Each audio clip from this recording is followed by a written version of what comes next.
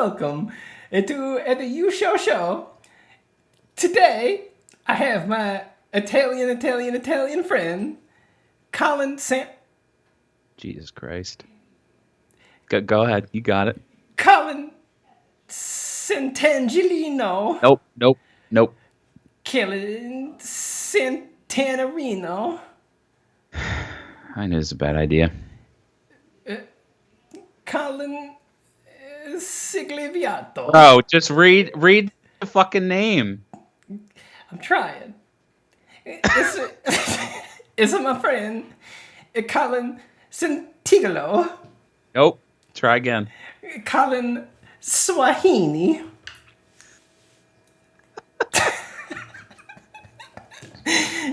Colin Zibbidoo Bop. Oh my god. Fuck you. Fuck you.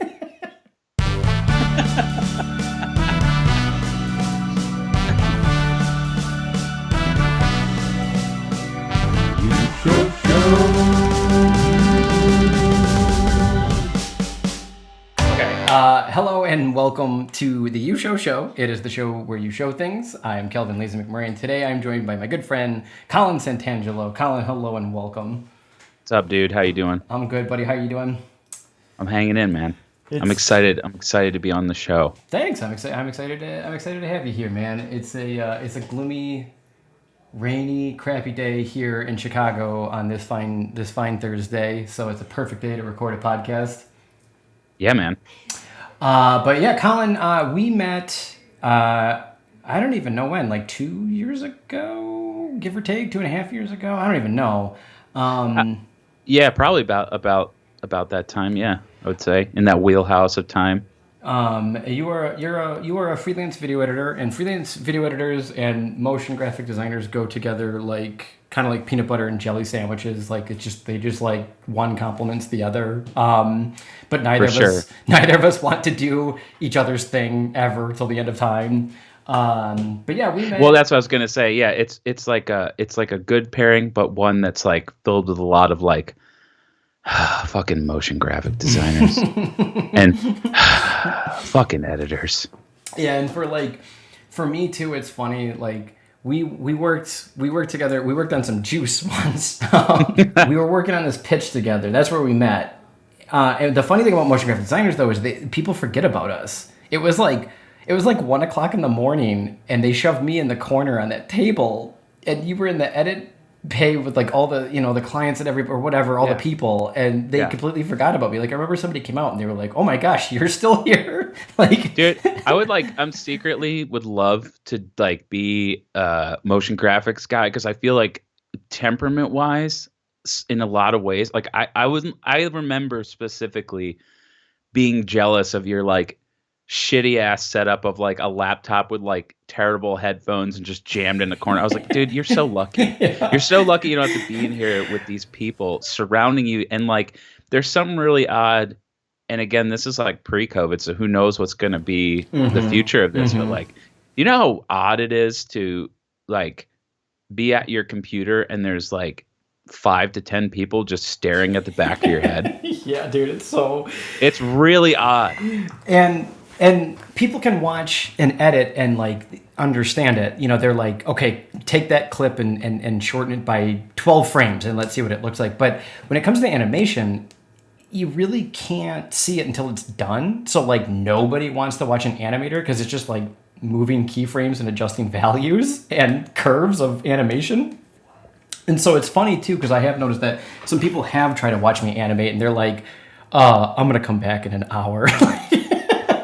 Look, I'm not going to sit here and so much better than what editor had. Yeah. And again, I'm not complaining. I like what I do. I'm just saying the difference is sometimes, grass is always greener on the other side of the fence. Yeah. And I always get jealous of the motion graphics guys that get to escape. Just sit in the corner and get forgotten about, baby. That's my job. But you decided to talk about film and to share some films, and that's what we're doing today. We're going to talk about some movies. And so the movies that we shared, the movie that you shared with me is a film called American Movie. It's fucking is amazing. It's damn good. Dude, it's one of my favorite movies of all time. So I'm super pumped that you were. I'm super glad you were able to watch it. Me too. I'm glad you shared it with me, and then the film that I shared with you is the Aqua Teen Hunger Force movie, and we'll actually announce its official title in the next episode. So for anyone that doesn't know, we'll save it for that episode. But And I'm equally as excited to talk about that one too. well, it's kind of funny because originally you had shared like a YouTube video with me, or like a series, like a YouTube series that was very bizarre, and that's why I had picked the Aqua Teen Hunger Force. And then you shared this you were like, I changed my mind, and you picked this documentary. And in hindsight, I should have picked a documentary too, but whatever. We're here now. I think it's a good pairing. Personally. Yeah, fuck it. Let's do it live. But they're different, but like I don't know, man. They're similar. Well, and the fun thing is, like, I've noticed too, with like having two things together side by side, is then to still find similarities between any given two things is kind of cool and kind of fun. So maybe we'll find a couple along the way. But anyway, so today's episode is American Movie. It is a documentary that came out in 1999. I'm gonna just go ahead and I'm gonna just say it again. This is a really good movie. I did a little bit of research. I try not to do research before the show, just so it's more about like the feelings and the thoughts of everything and not other people's. But I did a little bit of research, and it seems like it's pretty popular. It seems like it's obviously done very well. But I feel like it needs to be even more popular. You know what I mean? I do. It's like crazy because it's kind of like a cult kind of classic, if you will, but it's obviously much bigger than that. But I would be surprised because I mention it to people, and a lot of times they're like, what is that? I'm like, oh dude, you got to watch this movie. And I think some of that has to do with, as I was like rewatching it before we came on here, I was thinking like maybe it got overshadowed by The Room and all that kind of there's a lot of similarities in kind of like, it's a dude trying to make a movie and it doesn't go really like he wants, but then out of that it's become something pretty awesome. Yeah, this is definitely that like niche film where I just feel like there's some people that just want to watch Kong versus Godzilla all day, every day, and there are some people that try to find a little bit more obscure things that aren't your average and your norm. And if you're definitely into that type of film and movie, then yeah, this is like right up your alley. So let's start at the beginning. The first question I always kind of like to ask is, again, out of all the plethora of movies, why did you pick this one? Because it's fucking awesome. Yeah, exactly. All right, that's it, ladies and gentlemen. Okay, we're leaving. That's today's episode. Yeah.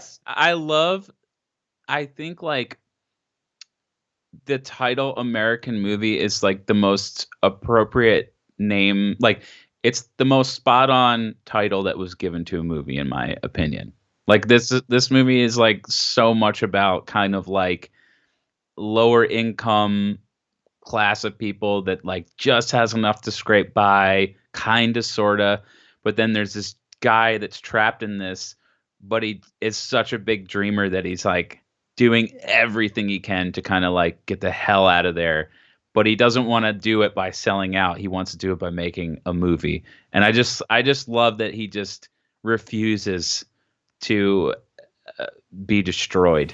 He refuses to get beaten down, and he refuses. He has this shining optimism that, and obviously, I mean, because the film takes place over a couple of years, and obviously it's edited. But I mean, what you're showing in the documentary is that he seems pretty optimistic about it. He gets nervous, as anybody would, but in terms of the actual work, he regards it super high, and he's proud of it, and he's working as hard as he can. So, like, long story short, I guess, before we kind of dive more into it further, I guess we should explain briefly what it's about. So it's a documentary about a filmmaker. I have a super hard time pronouncing his last name. I'd be 1,000,000%. It's Mark Borchardt? Borchardt? I'm going to just call him Mark. He lives in Milwaukee, Wisconsin. And he gets, like, X amount of money from his like friends and family, and predominantly his uncle, who is Amazing. a character, and he's making a movie that nobody knows the correct pronunciation on. Is it Coven or is it Coven? Yeah. Coven. And Because Coven sounds like oven. That was his explanation why it's Coven. Exactly. And he's making a film, and it takes place over I think 3 years, 2 or 3 years. Somebody just grabbed a camera and followed him along and went on this journey of Mark making a movie and captured some really funny, amazing, bizarre things along the way. Action. Take 14. Action. You know what cathartic means? No. But it means, I think it means getting things out of your system, man. Yeah, okay, then it's cathartic. Is it? You got that out of your system? Pretty damn cathartic, Mark. So Jennifer Lawrence, she was in a movie called Joy. And basically, it's, long story short, she has an idea for a mop, and she has to finance it herself, and then she develops this working mop, but now she has to sell it, and she's up against the competition of Kmart and Walmart and Sears. I think it takes place in the 70s or the 80s. And it's this story of the same thing, family chipping in to help out and to help her realize her dreams. But then it's this mountain that you have to climb. And that's something definitely Mark is going through in this as well. So you were talking with the name of American movie, it's kind of that American story of effectively starting a company, or in this case a movie, but movies are business, so kind of same thing. But it's that uphill struggle, it's that uphill climb, you know what I'm talking about? Mm-hmm. And so I would agree with you on that as well, to say that the name of this film is awesome. It is, and because it makes such a it's not just about that, it makes these larger comments, like in the beginning of the movie, you're seeing kind of Mark's financial predicament, and there's this great scene of he's at his table and he's just going through oh shit, here's a bill, oh shit, a letter from the IRS, I owe this much, and he goes through all these things where he's fuck, and then he opens up a letter, he's holy shit, I got approved for a MasterCard, this is fucking awesome. And I'm dude, that is so the trap. That is so the trap, that you can be in debt and then someone's you want a credit card? Just keep adding to it, man. And he's pumped about it, and he's oh shit, I got a credit card. It's oh man, you poor fucking guy. Yeah, you poor man. Yeah, and it's just it's just sad in a lot of ways, because he's surrounded by that. And that's his life. But it's you were saying, it's that is a very good generalization of life in America, and that's literally, like you said, the opening to this film. Yeah. And so yeah, it's about Mark, and what is the film about? Let's just go into that. Let's go into that a little bit farther and a little bit deeper. So he's making, like we said, this film called Coven or Coven. Nobody seems to know. Coven. It's Coven, and it's Coven. It's effectively a horror film it's being shot in the northern, I think it's the northern part of Milwaukee, in Wisconsin in the 90s. And as one who grew up in Wisconsin, man, those accents, where were you born and raised in? So this is a dynamic to the film that I, as an outsider, found pretty interesting, because I grew up out at about 45 minutes to an hour outside of Philadelphia. So I'm from the East Coast. So living in Chicago for about 10 years now, I can totally, I get it, I get it. But it's just always hilarious, because I have a number of friends now that I've met that, grew up in Wisconsin, and they all are just charmed by it, but they're embarrassed by it, but proud of it at the same time. Yeah. If that makes any sense. Yeah, no, because there is especially, I mean, I have it. You can hear it. You can hear it in my voice. I have that Wisconsin accent. You just basically you just take your vowels of every word in every sentence. You just take your vowels and you just push them up a little bit. So it's like Wisconsin,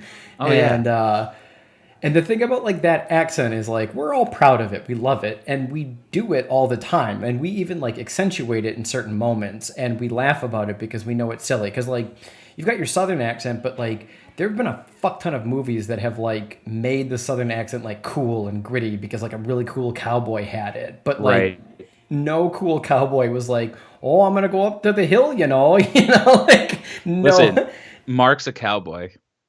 He's a fucking cowboy. He is definitely the closest thing to a Wisconsin cowboy. He's a fucking Wisconsin cowboy. The only two other films that have ever done the proper justice to our accent is obviously Fargo. That film nails that Midwestern accent, and the second being a film. Have you ever heard of it? It's called Escanaba in the Moonlight.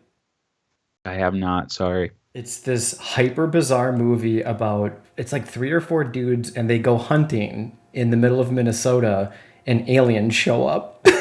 Oh my God. Yeah. Send me, I'm watching that. Sounds incredible. I haven't watched it in probably like 10 years, but I remember loving it. And actually now that I'm talking about it, I should definitely try to watch it again. But yeah, there is a definitely heavy predominant Wisconsin accent throughout this film. So if you can't handle it, then this might not be a movie for you. But yeah, it's Mark and Mike, his buddy Mike, who is amazing. Incredible. He doesn't party anymore. He used to party, but he doesn't party anymore. And he's probably like the most loyal friend ever in existence. He's a Labrador. He's a freaking Labrador, dude. He's a big old Labrador. He's happy to be there, and he's excited to see you, and he's just like, all right, do whatever you need. He's a great guy. And he's here to help Mark make the movie by kind of any means necessary. He asked me to come over and help him out. He said he needs some help. I'm always helping him with his films, and we used to do a lot of partying together, but I don't party anymore. Here's what I think of the lottery. I think it's like when you play the lottery, sometimes you win and sometimes you lose, but it's better than using drugs or alcohol, because when you use drugs or alcohol, especially drugs, you always lose.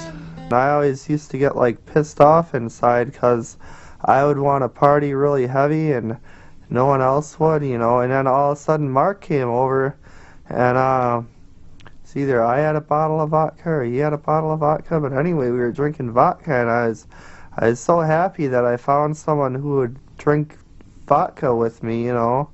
So and then Mark would drink vodka with me all the time. We'd you know, I'd go over there all the time, and we'd buy a fifth of vodka and we'd share it, you know, and that really made me happy. There's also another part where he wins some money off a ticket, and then they ask him, and he's like, I won some money off a scratch ticket, but I don't want to tell these guys because they're gonna ask me for fucking money. So like, he's not stupid, you know, like he's not stupid. And like, frankly, I fucking love that he does scratch offs, because I love scratch offs personally, and I grew up visiting my mother's side of the family who lives in Cape Cod, Massachusetts, and I had a grandfather who was like old school seaman type, like was in the Navy kind of, you know, fisherman kind of character.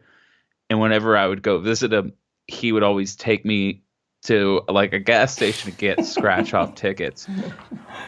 And honestly, it's like the most fucking fun thing ever. And there were several times where the guy won like a significant amount of money off scratch tickets.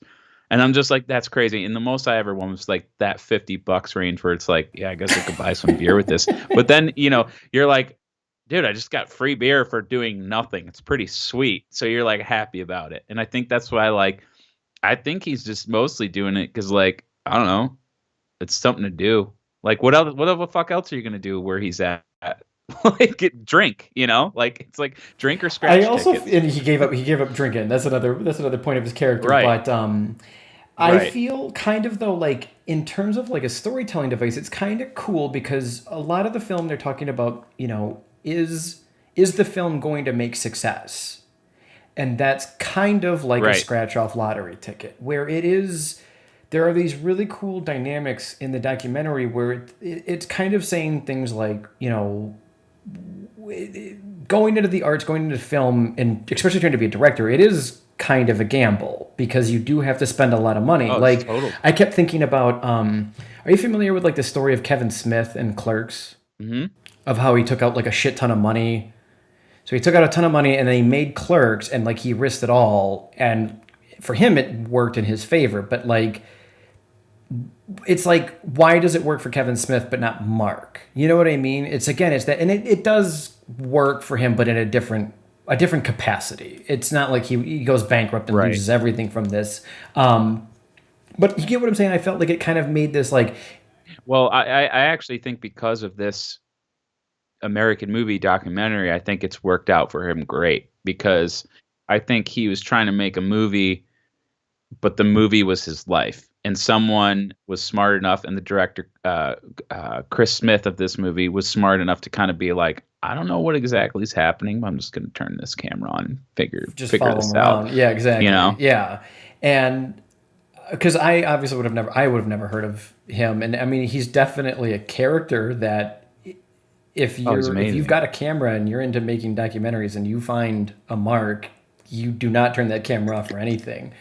No, you turn that thing on and get some extra batteries. Exactly. Yeah, get a couple extra tapes and get everything set and ready to go. I noticed too, I was watching it, I was watching the film, and I kind of was getting like some feelings. Did you ever watch Tiger King on Netflix? I did. I was getting some feelings. I didn't like Tiger King. I don't know how to explain it. I liked watching it, but I hated it with a seething passion. You know what I mean? I hated it because I just, again, these are my opinions, but like, I don't know. I don't like seeing animals getting fucked for entertainment or personal gratification. So that really turned me off. And then also, like, the guy sucks. Oh, they Like, all suck. Mark doesn't suck. Like, I want Yeah. Mark and Mike to win. Yes. Like, they're smart, good people trapped in a shit situation, and they are who they are. Whereas, like, I don't know, that dude's running around trying to be every fucking thing under the sun, where Mark's just being himself, and he's not going to fold. And that's me as the guy I want to get behind. But Tiger King's just a fucking bunch of people that are just, like, good Lord. Well, the director, Chris Smith, though, the reason I bring it up is he actually would go on to work on Tiger King. It was funny because I was watching this movie and like I said, I was just thinking about it a little bit. And then as soon as the movie was over, I looked up the director and I was sure as shit. Yeah, he was a producer / creator on Tiger King. I was like, this man is like a pro at just finding the most obscure stories inside of America. Totally. Oh my God. I am never going to financially recover from this. No, same thing. I agree 1,000,000%. I will rewatch American Movie. I will never rewatch Tiger King. I can't afford it mentally. Like, Tiger King's like a train wreck, and like American Movies like a rickety train that's gonna fall off the tracks, but the people on the train are like, nah man, we're going. And I like that. I like that too. And it's very inspiring. And I think truly if anyone is in film school or any interest in film and the film industry, definitely watch this. It's inspiring because, and he explains the film industry better than anyone's ever explained it to me in my entire years of education. He explains every single role that a person has to do. He does it in a funny, charming, awesome way. He's super smart. Like that's what you realize is like, you're like, oh God, these two jackasses from Wisconsin are gonna, oh my God, this is a train wreck. And you laugh at them, but they're laughing at themselves. Yeah, you're laughing with them. So it's never like, I'm not like laughing at these guys because it's like, oh, these guys are so stupid. I'm laughing because I'm just like, these fucking guys they're just living their lives and trying to do what they really want to do. And he knows so much about filmmaking that you realize like, holy shit, the dude's kind of like an encyclopedia, like, you know, like when it comes to a lot of what he's talking about. Oh, for sure. And yeah, he's super talented. They had some shots. He'd worked on a film prior Oh, I can't remember the name of it. Can you remember it? Off the top of your head. Well, he's He trying never to make the finished film it. Northwestern, which That's is his it. feature. And the documentary follows him trying to do this. And then what happens is he realizes that he can't he can't figure out how to pull together all the moving parts and the funding to make it. So he's been sitting on this short coven that he decides I'm going to make that. And then with the proceeds of that, I can eventually make Northwestern, which is a very normal kind of thing that like a lot of filmmakers do is they make the short Mm-hmm. and they get the funding to make the feature. And he was like, fuck it, I'm doing the feature. And then he's like, oh yeah, probably can't do that. But the best part about it is he already had casted and started filming. So in the middle of the fucking production, he's like, we're not making that movie anymore. We're And making everyone, movie beat, which is super funny. yeah, he's like, yeah, we're not doing that anymore. Fuck it. But So they show some clips then from that Northwestern. There's like these shots in this junkyard, and he's like working on cars, and there's these really awesome camera moves, and it's very yeah, black and white, and it's stark, and it's like 10 out of 10 amazing. Like yeah, he knows what he's doing. He it really does. looks really, really, really good in terms of again of a photograph, in terms of like composition and like the feel of it. It's got like just that perfect amount of grain, and so yeah, like this dude is very talented, and I'm glad that this documentary came out because I think then it kind of gave him even more of a push to keep going into that world. So I haven't checked out his work yet. Like I haven't even watched Coven yet. Because I just haven't gotten to it yet, but I would definitely like to explore his work more as a result of this documentary. But yeah, I like I said, I think he's got this really great eye for detail. I'm not crazy about horror. I don't know if you are, No, not really. but again, I think in terms of like what they show, even from then the film that they're making in the documentary, Coven, it looks. I think again, it looks very well done, and the dude knows what he's doing. And then they also have because the documentary came out in '99, and they also have like all the like pre-computer methods of audio and of like audio editing and video editing, and like whew, Lord have mercy, I could never work in a system like that. I don't know if you've ever cut actual film, You know but what's crazy is unfortunately I have never cut actual film. And as a film editor, that really bothers me because I'm like, I'm a fraud. Because dude, it's so much harder. oh, 1,000,000% harder. Like do It's you so think much harder. you could have like the patience and like the mindset and everything to do it? I do. I mean, because there is a lot of similarities, but the problem is like it's just to it's just to another level doing that stuff. And it's tangible. So like if you fuck it up, you fuck it up. You know, it's like if I fuck something up, it's like, oh, I got a backup hard drive, or oh, it's on the cloud or whatever. So I mean, like it's just a more like hands-on process, which is why I would like think I would love it because I like working with my hands. So Okay.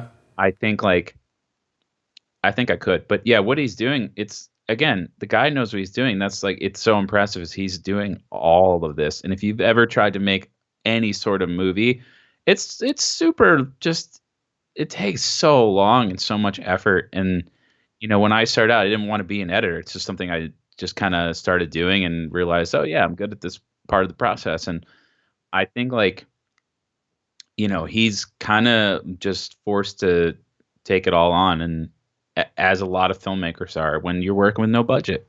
So he's doing all, and he's smart. He, you know, like he goes to the university and uses their edit bay and he brings his freaking kids with him and makes like a sleepover with it. So like he's just a good guy, He is a good you know? guy. And even still too, like I mean, he's acting in it, he's directing it, he is doing, I would say he's doing the cinematography, he's doing the framing and the blocking. He'll have people roll the camera from because he's physically away from the camera, and there's some funny scenes with that. There was one where he's got his kid and he's like, okay, push the button. So the kid's holding the button and then he's doing his acting and the kid's button just goes off of it and then it just flips it right back on and you can see Mark like, oh god damn it, like you know, Yeah. because it's like you just cost me that costs money. In this day and age, when you shoot something on your iPhone, it doesn't cost you anything. But back in the day on film, that costs money. That was literally money right down the drain. And it's funny. You can see his face like, oh God. But he's acting, he's editing, he's doing the audio. I mean, like, that's pretty impressive. I could do one of those things. Definitely not all 5 or 6 or whatever. And so for that, I do commend him. He is, Yeah, man. he's talented. He's passionate. He's awesome, and he's just this super fun guy to watch. My only one complaint of the film, and this is just like a generalization of life overall, is the idea and the notion of making art is important, and making art is hard, and making art can be scary because like there's a scene in this where he's talking about, he never finished Northwestern and now he's working on Coven, and he talks about like being nervous about releasing it because then it becomes real and people can judge it and people can see it and they can have their interpretations of it. And I've always been a huge proponent of like, not proponent, that's not the word I'm after. I've always been very much for, if you like it, then nothing else matters.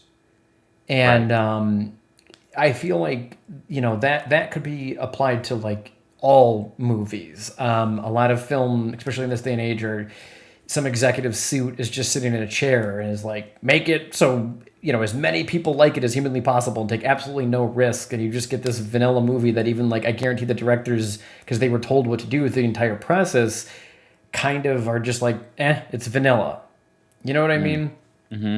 So always push your art and just do it, make it real, get it out there. Because I know people too that like, will work on stuff forever, and it's like, set deadlines and push yourself to get out there and just stamp it and send it out in the world and move on to the next thing. But with all that said, my only complaint going back to that is that they talk about a lot, and I understand why, but it still bothers me, is the always the conversations of like, oh, when I'm big, rich, and famous movie director. And I don't know about you, but like when people do stuff like that, it drives me insane. Like, because a lot when of they people, talk about wanting that. Yeah, because it's like, I always feel like if you're in art for any capacity just to make money and power and all that stuff, it's like, I don't know, that's always like a huge turnoff for me. Does that make, like, you know what I'm saying? Like, it does. Yeah, it does. And I would have to agree with you. I think for me, what I was able to get from it where I kind of found that although he's definitely part of his goal, he drives around the neighborhood in that one scene and he's talking about the American dream. And he looks at these big houses. He's like, that's what I want. I want the American dream. He wants to, he's borrowing money and he wants to pay people back, and he wants the American dream and the material stuff. But he's trying, the thing about it is like, but he wants to get that on his own terms, because he describes like other people's lives, like his family, and he's just like, oh, you're gonna have like he says like sterile, they're probably at Thanksgiving talking about some sterile thing and doing some normal shit. So like I don't think he's trying to sell out to become rich and famous, which is like, yes, if your primary motivation to make films is to get rich and famous, you're going to be disappointed, because like there's a lot of ways to get rich and famous without going through what he's going through. Obviously he's in an extreme case, but I love him so much because he's not, so I don't feel like he is selling his art out to get that stuff. I think he's like, in his mind, he's like, I'm going to make this movie. Everyone's going to love it as much as I do, and then I'm going to be rich and famous. And so there's like this honesty behind it where, given, his financial and socioeconomic problems, that is an honest thing to shoot for. So I don't find it like, it's not like he grew up in a nice house with like a stable life and he's like, I want to be rich and famous, because then that turns me off. But the thing about this guy, again, is that like he is surrounded by people that just do not believe in him. Like his mom at one point, he's very supportive, but even says, I don't think he's going to ever make anything out of this or finish the movie. Bill, who's this miserable person, repeatedly says,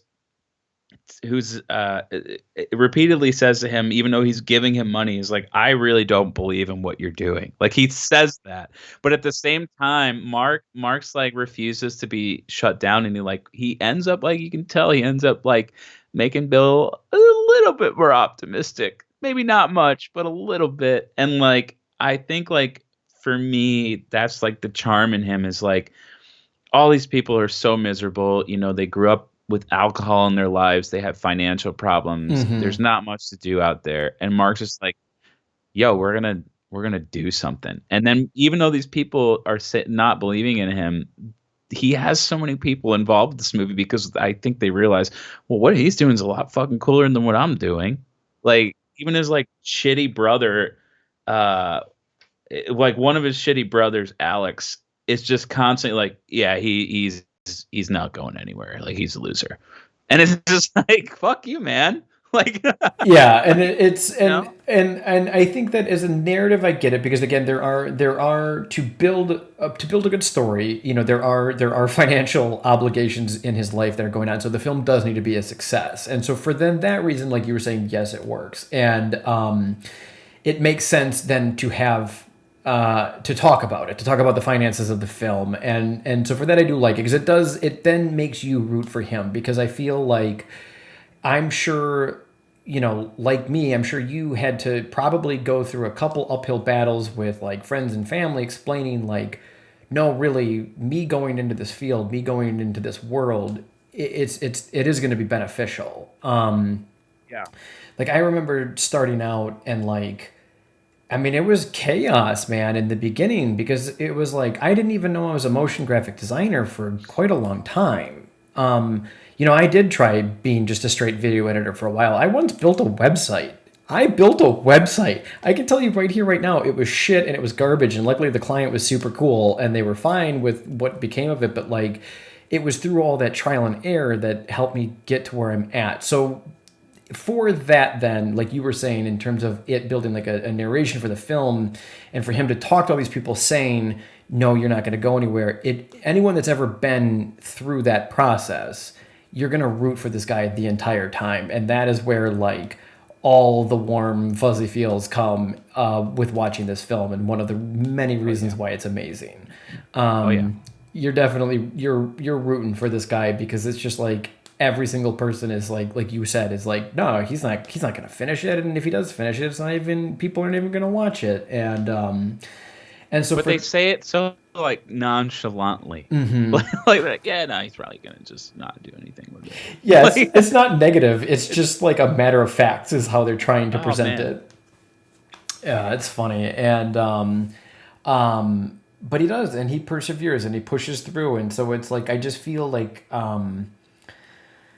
he's got a good philosophy, which is that, if you're not comfortable with, I think he calls it like, working like in a factory of any lifestyle line of work that you're currently in, that you got to work hard, but you can get out of it. So it's not even like, if you have a pursuit in film, if you have a pursuit in anything, if your dream is to be an astronaut, watch this movie, because absolutely, it's the same thing about, again, those steps in the beginning. It's going to be awkward and weird. People are going to doubt you, but make your thing, put your stamp on it, and then just send it out and fuck everything else, because that's all that matters. And exactly. And he says it, I think he says, he's like, I'm not content to just drink and dream, which, he's saying that's what everybody does in the town he's at, is just drink and dream, and they never do anything. So he's actually one of the, I'm sure there's more people doing stuff there, but in the movie, he's the only one that's just doing something. So yeah, pushing forward. And I agree. It's not just filmmaking. I think it's just a story about a person that just refuses to give up on his dream. Yeah, and to just go out there, and again, because it's like, that's always the thing that anyone that's ever been involved in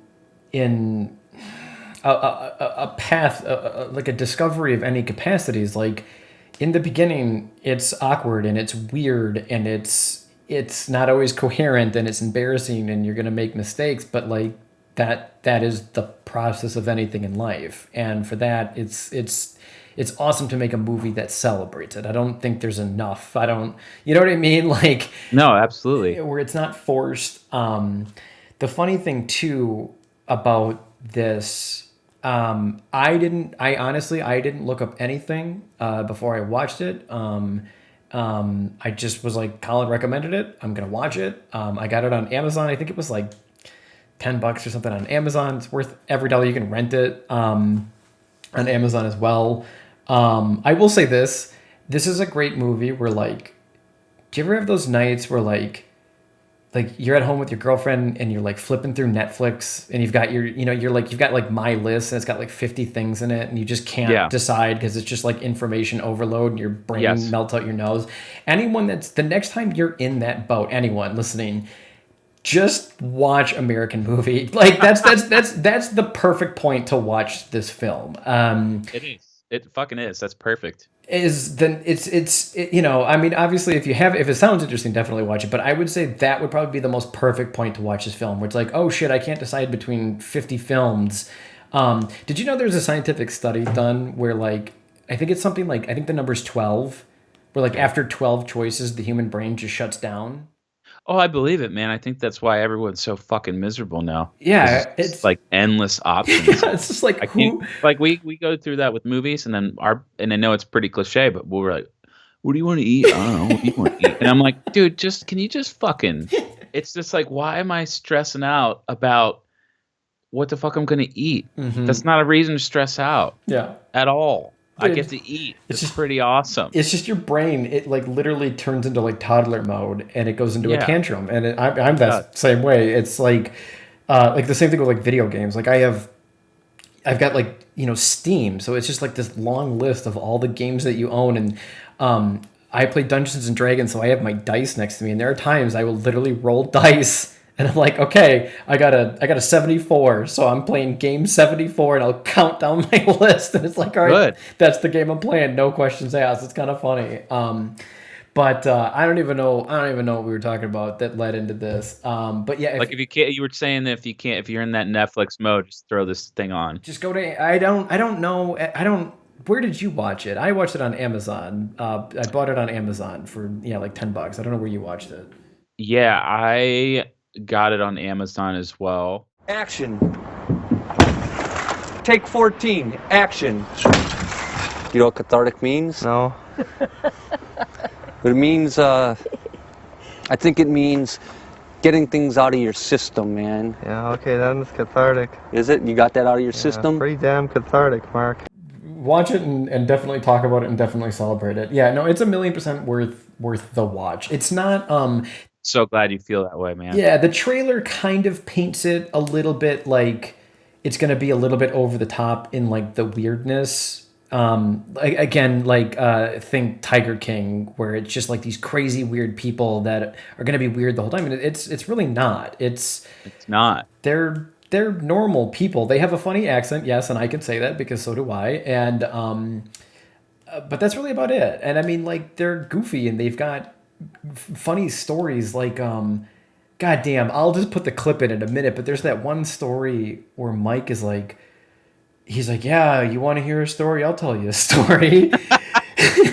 He's like, I went to the hospital and I was so high on LSD that I woke up in the hospital and they were talking to me, telling me that I should have been dead, but I was just trying to find the acid, so I was putting my hands in my pocket. And I love it how he ends it with like, so that's my story. If you want more, I got a whole lot more like that I can tell you. Oh my God, dude, it's so fucking funny.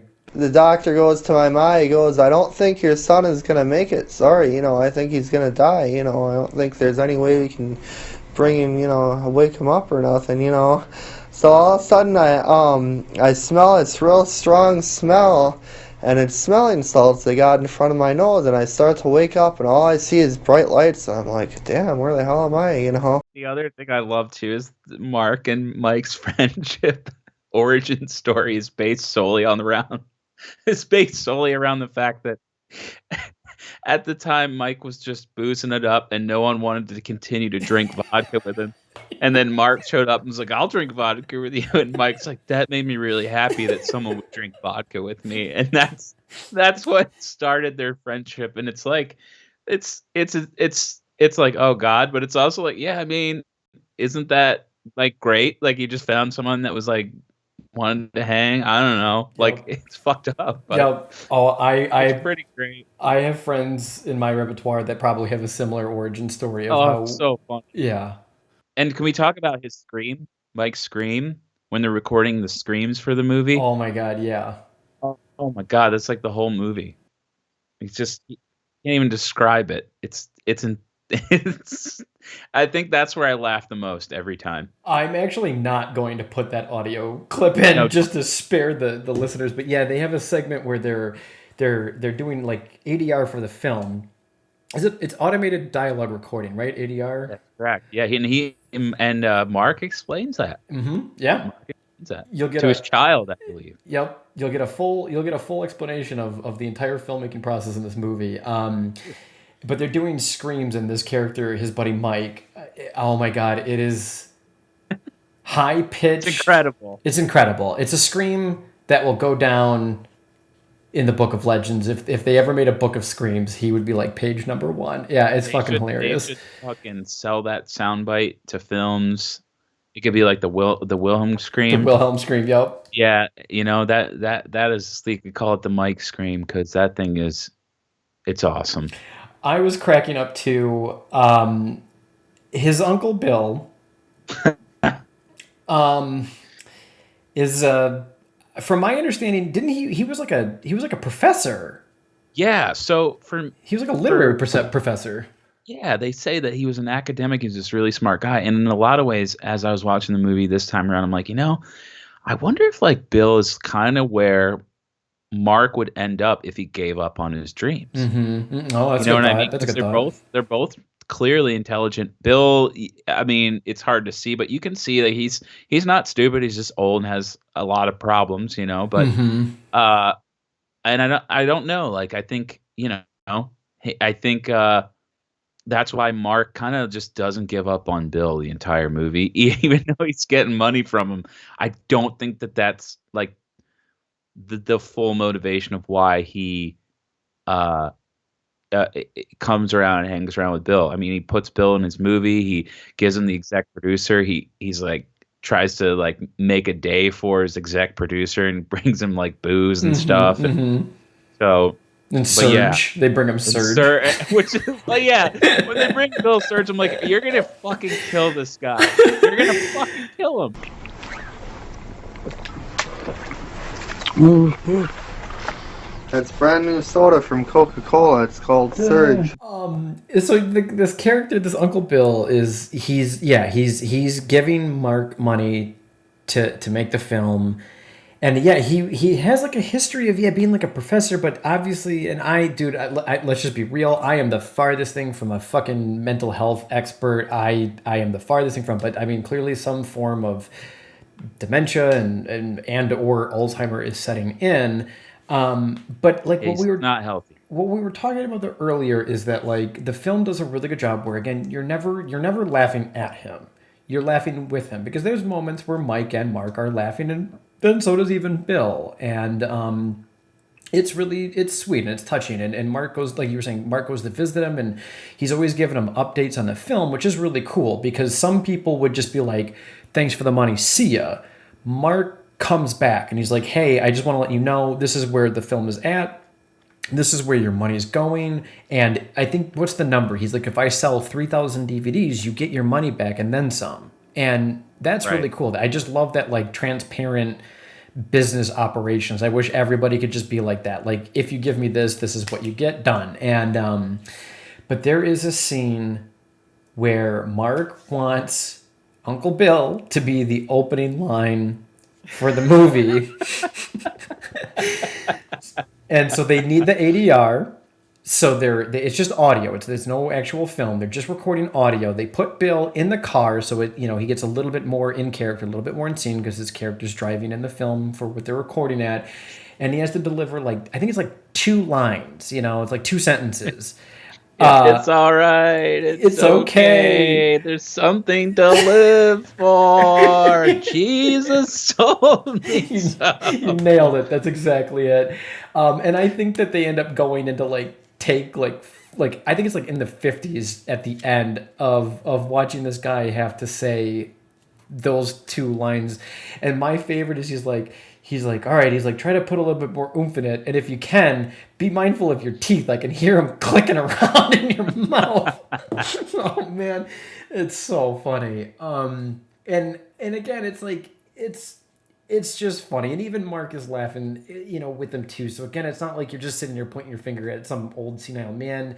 It still has heart to it. And again, right, they're never the butt of the joke. You're always in on the joke with them, they're very self-aware, And if only we could all just live that way. You know what I mean? They're just honest. This is just who honest. I am. Yeah, dude. It's an honest movie with honest people. I loved it. I highly recommend it. I also the one thing too, we've been kind of speaking about their accents and the one thing, I'll be honest, I started watching this when I first watched it, the first, I want to say 10-20 minutes of this documentary. I was watching it and I was like, this is fake. These are just really well trained actors and this is all fake because it's a little too surreal. But as it goes on, it's no, this is very real. I mean, it's a documentary, so things are put on and edited, of course. But in terms of its content, it's real. This is a real story. And the one thing, too, that absolutely sells the fact that it's in Wisconsin is, seriously, I would love to see a counter, a timer in the movie, and see what the longest period is where they go not showing a piece of Green Bay Packer icon, because if that is not the most surefire fucking telling sign of Wisconsin, man, I don't know what is. There's a Green Bay Packer logo probably every 5 minutes in this movie. You see it on a hat, you see it on a jacket, and then they do announce.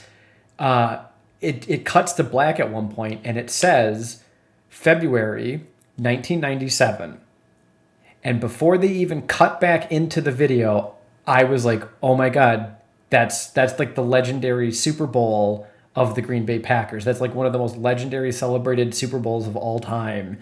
And it's funny because I know that and I don't know anything about football. And sure as shit, it cuts and they're watching the February of 1997 Green Bay Packer game. Dude, I was laughing so fucking hard that I knew that because it was just oh my God, I'm from Wisconsin. You know what I mean? See, man, I would love to watch this with you at some point because those are the type of things, as I was watching it, like I said, I'm like, damn, I'm not from Wisconsin. And there's got to be so many of those little things that I'm just not going to be able to pick up on because I'm not from there. I didn't grow up there, Mm-hmm. Oh, for sure. And there's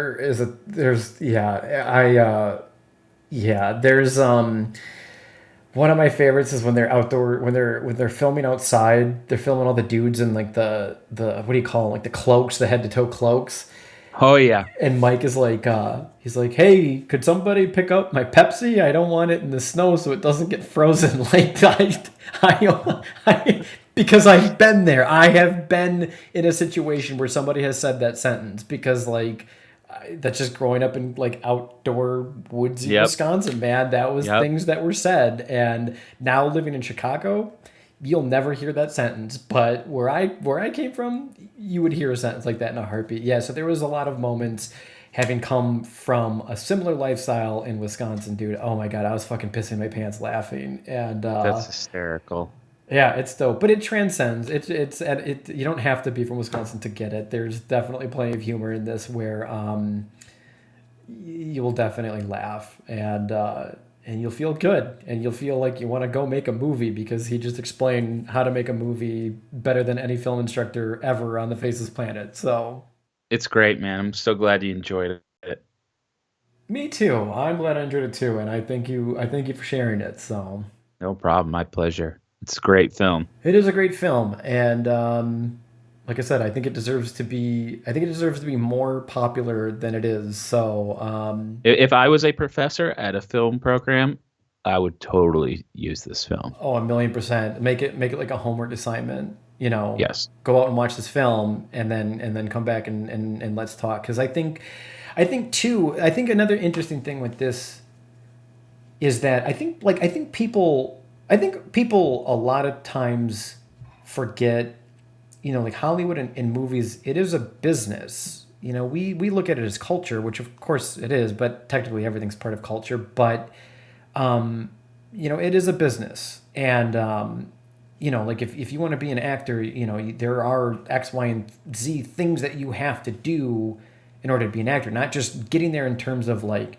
sheer talent, but like, are you somebody that we want to work with? For like in your case, like you could be the best video editor in the world, but if you're a dick, you're not getting hired. And I know people personally that are great at what they do, but they do not get hired because they're unpleasant to work with. And I feel like that is another great takeaway. Again, whether you're in the business of working in media and film editing and the like or not, that's another great takeaway. You know what I mean? Because again, it doesn't matter the job. If you work for 7-Eleven and they hate working with you, you're going to lose your job at 7-Eleven. It doesn't matter any range of where you're working. Just be a good person. Just be like Mark. That should just be like, yeah, man. Just be like Mark.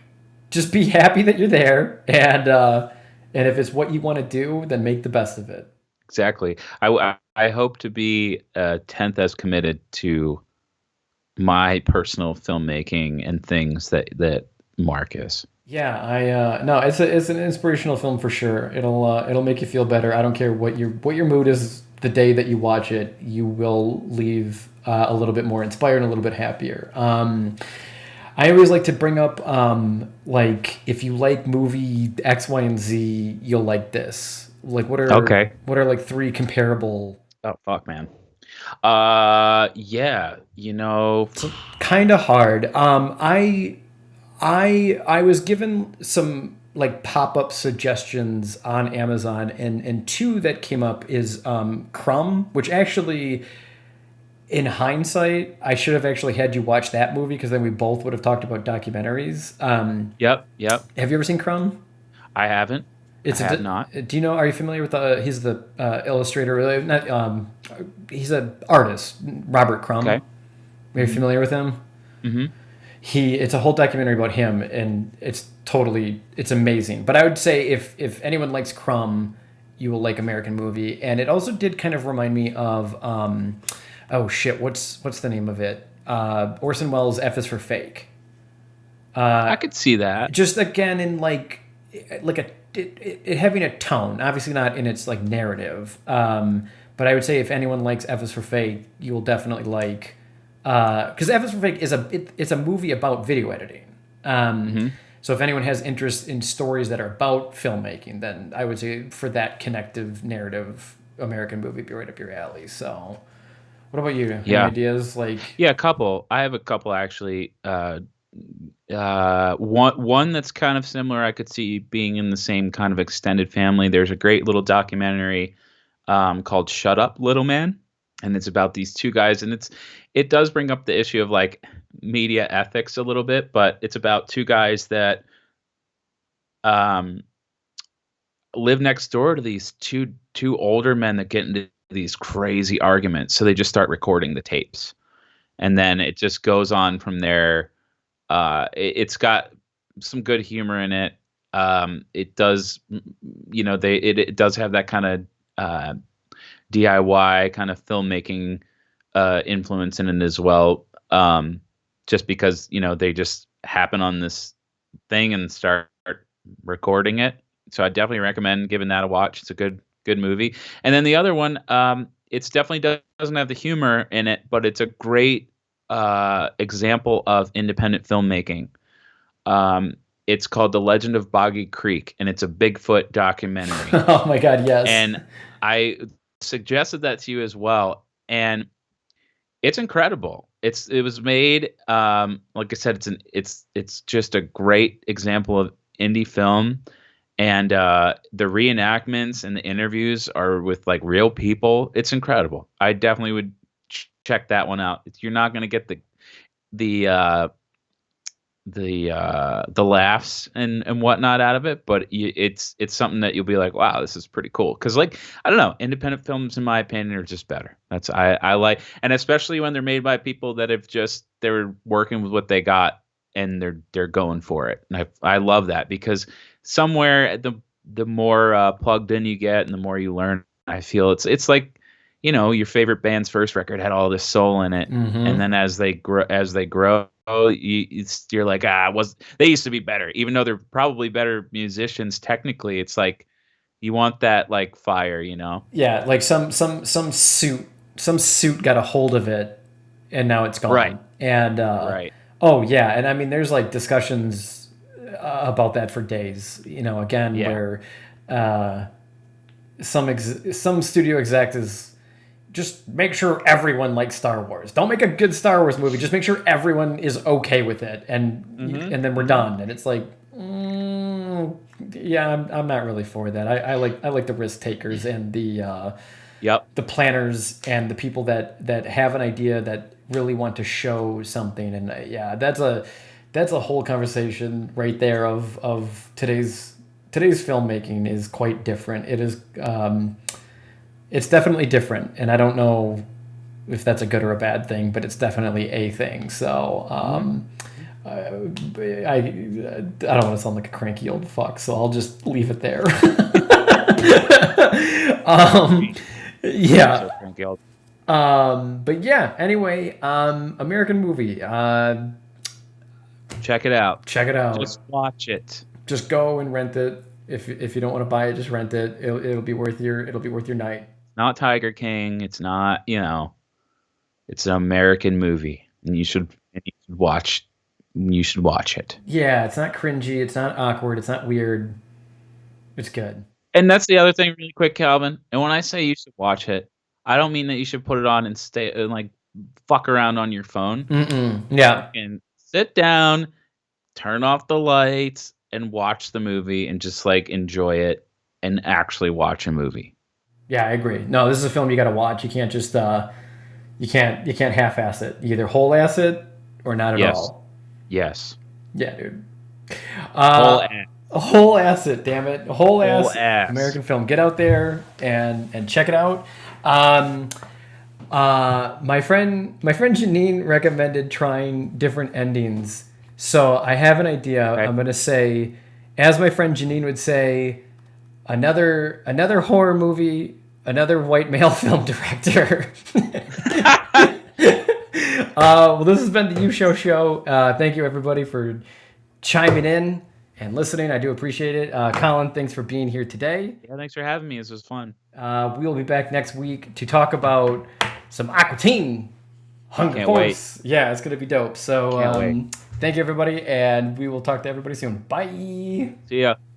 Would you buy this movie for $14.95? Yeah, hell yeah, man. You know, if I can find 3,000 people like you across this country, man, I'm in business. Of course, man. I mean, that's what Rush tickets were.